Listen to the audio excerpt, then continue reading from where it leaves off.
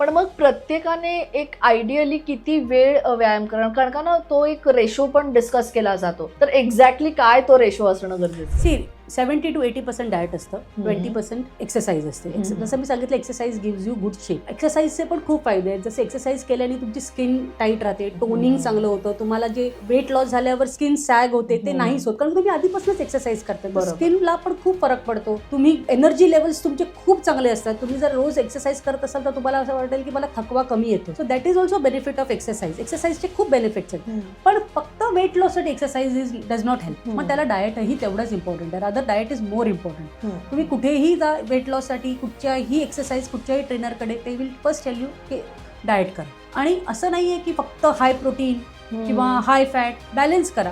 Protein, कार्ब आणि fat हे equally important आहे. प्रोटीन आपल्याला जसं 25% प्रोटीन पाहिजे, फॅट्स 15% पाहिजे, कार्ब्स आपल्याला 60-65% पाहिजे. आणि प्रत्येक स्टेट प्रमाणे ते चेंज होत राहतं, प्रत्येक ओरिजिन प्रमाणे पण ते चेंज होत राहतं. आता डाएट बद्दलच इतक्या गोष्टी आहेत ना, म्हणजे जसं ग्लुटन फ्री डाएट आहे किंवा आपण म्हणतो की व्हीगन डाएट आहे, तर ह्याने किती मदत होते वेट लॉस मध्ये का नाही होत?